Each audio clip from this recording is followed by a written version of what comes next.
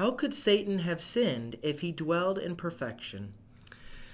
There is a different hierarchy in the sense of before God created the heavens and the earth, meaning the earth and then our universe, there is a heavenly dimension which we don't know much about, but we do know that there was angels in a perfected state because they dwelled with God. But likewise, they also had free will.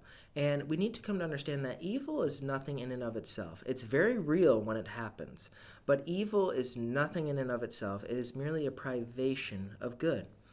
Rape is nothing in and of itself. It's a privation of what is intended for good, which is sex in a biblical marriage between a male and a female. And there are many other examples, but it's important to understand that. Now, when Lucifer was in perfection, the first sin some people might think is pride, but it actually is envy. Envy is the worst sin known to man.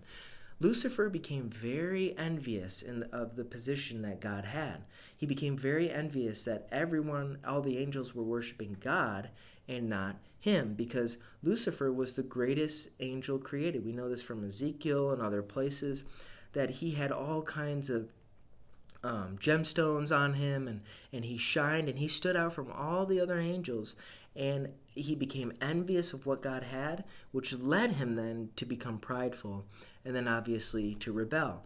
So Satan was able to sin against God because God blesses his creatures with freedom of the will, especially with us who are made in his image, mankind.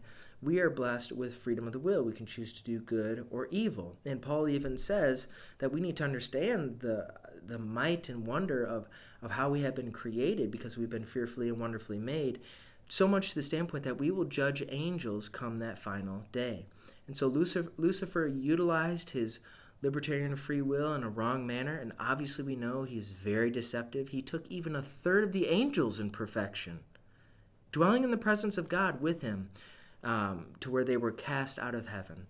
And so we need to understand that angels too have free will, and a third of those used it in a wrong manner, and Satan is the fallen angel who used his free will in a wrong manifestation.